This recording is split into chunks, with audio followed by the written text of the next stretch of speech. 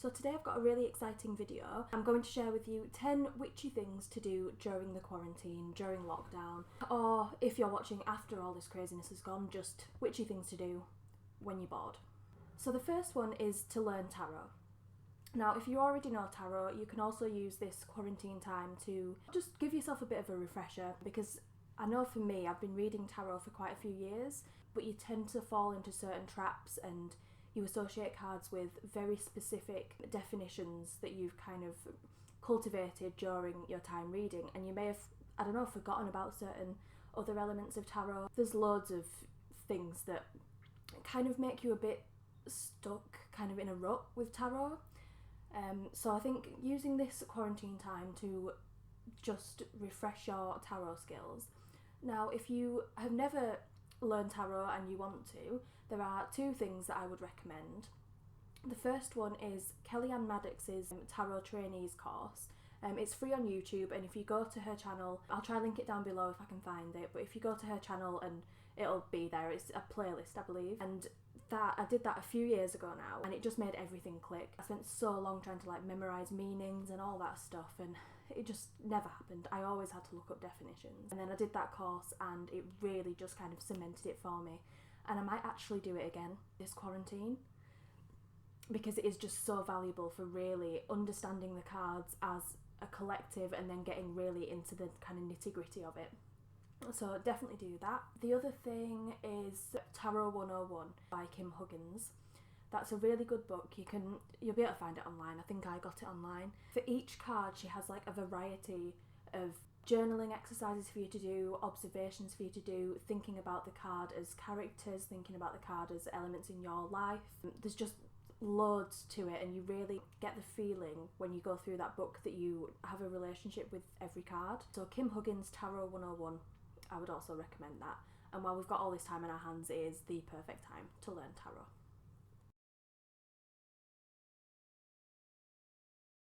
So the second one is for when we do venture outside, if you're taking your allotted amount of exercise, whatever that may be for you, and that is to learn all the trees or some of the trees that are in your local area. I do have a little book, what's it called, just British Trees or something, and I keep meaning to take it with me when I go for a walk and I keep forgetting, but I plan on at some point fairly soon taking that little book and just going out and seeing if I can, just find out what trees are around me.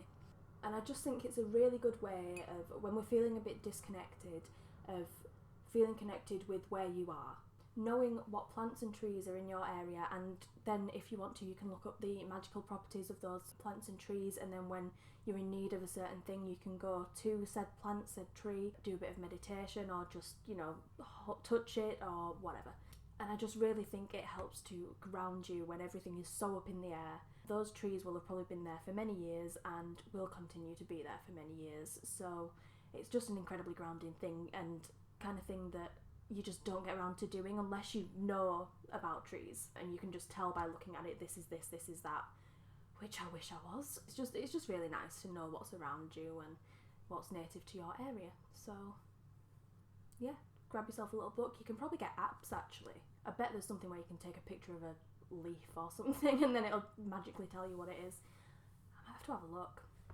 So number 3 is to observe moon phases. When the world is kind of feeling like everyone's saying it's like Groundhog Day, I've never even seen that film, but I say it all the time, as everyone does. But when life kind of feels like it's just at a complete standstill, it's really nice to be able to feel like, time is moving on, something is changing. We're not just all stuck in this horrible position not knowing what's going on. I mean, we are, but it creates a bit of an illusion. When you follow the moon phases, you can see time going on, and you can do, spells and whatever in accordance to the moon phases. You can just observe, if you're very new to it, just observe, waxing full and waning and new, Very, very simple. You don't need to kind of go into it, but if you are more used to working with moon phases, this probably doesn't apply to you anyway, so yeah. Yeah, so just observing moon phases is a good way of keeping things moving when we all feel a bit stagnant. There is definitely an app for this. There's loads of apps for tracking the moon phases. I've got one on my phone. I think it's like the second one that came up when I typed it in moon phase tracker or something. I mean, it'd be quite nice to not be so reliant on technology, but I'm rubbish. I've tried to track the moon phases so much and observe them, but actually having it just as an app, I think you can get them where they're the background for your phone as well, which is quite cool. But yeah, anyway, most witches already track moon phases, but by no means all. So if it's something that you've been wanting to do and you haven't got around to it, then perfect time. So this one, I think we're on number 4, maybe. 1, 2, 3, 4, yeah. So this is clean and redecorate your home in accordance with your personal spiritual path. So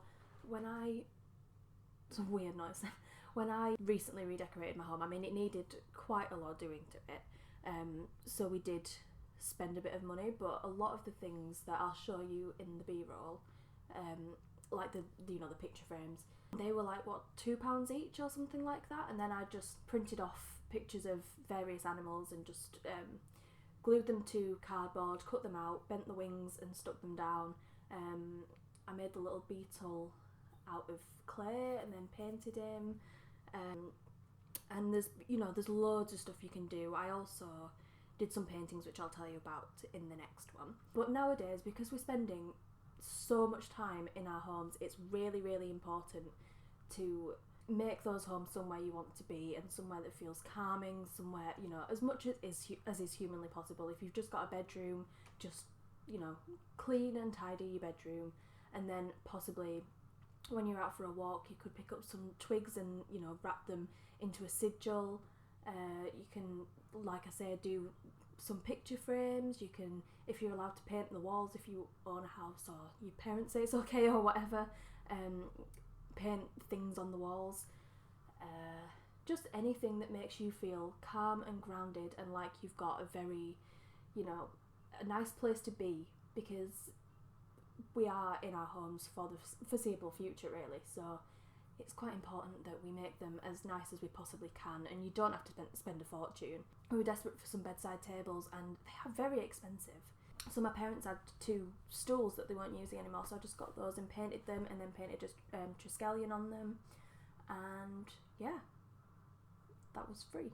So it just takes a little bit of creativity, but if nothing else, just tidy and clean. So tip number 5 kind of links into that one, and it is to paint devotional pictures to a deity of your choice. So I've been doing a lot of artwork during this quarantine. I've been a bit obsessed and manic about it because I'm so desperate to kind of keep myself busy. But it's been good, and I've done a few devotional drawings and paintings. So one that you will be seeing probably around now, the big one in the middle, that is 3 crows, and that is for the Morrigan. So we've got the Queen, the Prophetess and the Warrior. So I painted that one on a piece of cardboard. We'd had a delivery, and I just cut a big square of cardboard, painted it white, and then painted the crows on top of it. I didn't have a paintbrush, so I actually used Q-tips for most of it, and then I got, I think it was a Sharpie to do kind of the fine lines. Yeah, so that was a really, really cheap one, and it looks pretty cool. And then on the left is Morgan Le Fay. Now I work with Morgan quite a lot at the minute, and I have been doing during this whole quarantine, and it's proving a very fruitful and enriching experience, even though I'm just in my very first kind of instances of working with her. But I decided to paint her, and this again is just from a random scrap of cardboard that was in a delivery. Her skin tone, that's actually the natural colour of the cardboard that I left blank because I just really liked that kind of skin tone for her. I don't know. And then on the other side is a very quick one that I drew of Ellen of the Ways. I started working a little bit with Ellen because I've been spending more time in the woods than I would normally do, because now obviously I'm not going to work or anything, so the only time I go outside I go into the woods across the way. So yeah, I'm feeling very connected to the woodland, even more so than usual. So I've started working with Ellen, and that's also proving to be a very nice, fruitful relationship. So I thought I'd draw a little picture for her, but I do plan on doing a slightly better one at some point soon. As you've seen, you can paint the actual deity, you could paint something, you know, a pentacle or a triskelion like I did, any kind of symbol, the element that you work the closest with, something that symbolises your deity like I did with the crows and Morrigan.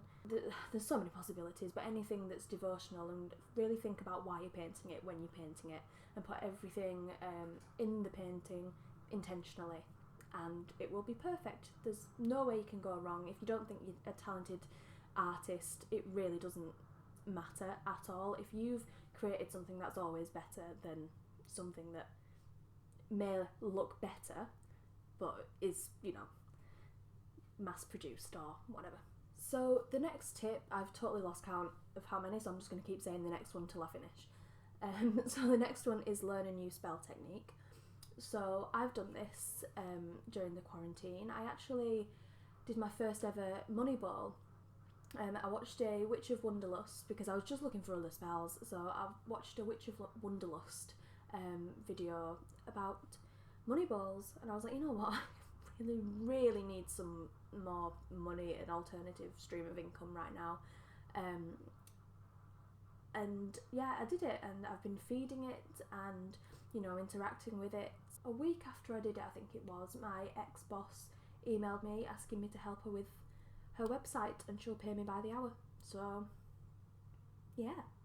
So that was completely out of the blue, but obviously not out of the blue because I did the spell. So very happy with those results. It's fantastic.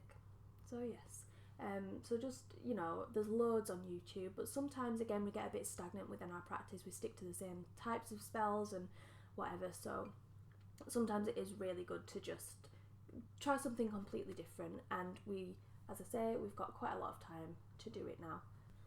So the next tip, kind of going on from the Morgan Le Fay and devotional painting thing, is to pursue a deity that's been on your mind for a while. So there may be a deity that you've always been you kind of see them everywhere, you know, they're kind of in the back of your mind all the time, but you've just never actually got round to pursuing a relationship with said deity. So I think this is obviously a fantastic time to start to cultivate some kind of relationship. So what I like to do when I was starting my journey with Morgan, the very first thing I did was made a notebook, and you'll see it in the B-roll now, but I made a notebook just for writing down things with her in it. So I just got a really thin piece of black card, a sketchbook that I didn't really use anymore, and just folded them both in half, tore the edges of the sketchbook, put 2 holes in it, sewed it up, and drew a picture of Morgan on the front, and I used a ribbon to tie it. That is now my dedicated Morgan Le Fay notebook. Nothing else goes in there at all. So the very first thing I did in that notebook was wrote down exactly what I currently felt about Morgan, you know, the different guises in which I've seen her, because she had come to me on the astral. I'd started a relationship with her before this point, but I really wanted to get into sort of more the academic side. So I just wrote down all the times I'd encountered Morgan. For example, when I was a child, I remember reading it was like a comic strip about Arthurian legends, and Morgan was in it as like an old evil hag. I remember the Merlin TV series and Morgana, Sword in the Stone, learning about Arthurian literature at university. And then after that, I started doing more in-depth research, reading academic articles about Morgan, reading books that are, you know, sort of semi-academic, going back to the source material. I don't know if you can see, oh no, it's down there. I've got Le Morte d'Arthur by Thomas Mallory down there. And yeah, I've ordered Vita Merlini and just ordered a few books and read a few books online. I'm starting to read Mists of Avalon because I just want to get a complete, you know, picture of what Morgan is and what she means to me and all that kind of thing. And it's because it's always such an ongoing process, it will mean that you never run out of anything to do. There's always something more to learn, and you know, you can just completely go off on one. You can do loads of meditation, which I've been doing, you know, a bit. I would like to do more. I've also been using a pendulum, and like a pendulum board and a pendulum to sort of communicate with her. I use my tarot cards. I just sit there with my brew and just chill, you know. So there really is loads that you can do. What number are we on? I think this is 7. Anyway, this one is to listen to witchy audiobooks. Because this is such a stressful time, and I'm very, very aware that you might not feel like doing all these crazy, wonderful things every day, Sometimes you just feel a little bit crap. So just download or listen to some witchy audiobooks or witchy YouTube videos. You can just sit there and listen and not do anything. I mean, obviously, this whole list is if you want to do witchy things, but you do not have to do witchy things. You can cry, you can scream, you can be frustrated, you can just be generally happy without having to do witchy things. If these things are going to enhance your life, then that's the important thing. But I don't want you to feel like you should be doing every single one of these things during quarantine, because the goddess knows we do not need that kind of pressure right now. If you want to, and if you're in a witchy vibe but you just can't really be arsed, an audiobook would probably be a good thing. I finished one called The Familiars. I can't remember who it's by, but it's a novel. Really enjoyed that. It's about the Pendle Witches, so if you're interested in that, I would definitely recommend it. And at the minute I'm listening to If Women Rose Rooted by Sharon Blackie, I think it is. So yeah, that's very good as well, but I've kind of only just started it, so I might do a review when I've got a bit further in. But yeah, you can just, stick your earphones in and just close your eyes and try not to fall asleep. Or try to fall asleep if you want. So this is the final 2, and they are somewhat connected, but not really. So it's Astral Travel is the first one, and this is another one for if you are kind of just not feeling like doing anything physical, but you want to get that sensation. So Astral Travel is amazing for this time where we can't really get out much, we don't have much physical human interaction. So I might do another video about Astral Travel to really kind of explain it. But basically, if you watch Jessie Huntenberg's videos, she talks a lot about astral travel, so she's probably a good person to go to for that. But yeah, it's basically, to me, active imagination. So you're really imagining yourself going somewhere else. You can meet up with Deity, you can go anywhere you like, you can just shoot the shit, you can do massive ritual, you can envisage, I don't know, Kellyanne Maddox suggested envisioning the altar of your dreams and working with the altar of your dreams on the astral, which I thought was the freaking coolest idea ever. So yeah, and then the part 2 is guided meditations, or just meditations in general. Now, guided meditations to me tends to be where the overlap between astral travel and meditation is, because to me, really, meditation is about really being in the here and now and relaxing and deep breathing, but being mindful and paying attention to everything that's going on, all the sounds, and sort of bringing them into your meditation and being completely at one and clearing, having a peaceful mind, basically. Not clearing your mind, but having a peaceful mind. Whereas astral travel to me is going to crazy places in your brain and having fun and doing all this stuff and whatever. So to me, they are quite different. So with meditations, all guided meditations, you could do chakra meditations, you could meeting your spirit guides if that's something that you're into. You could have just a general, going into a nice forest, or you could just sit and do a bit more of a sort of Eastern style meditation, I guess. And I think that is my whole list. So yeah. My hair is coming, well, my scarf thing is coming undone. See if I can tuck him in. But yeah, I think that's pretty much everything.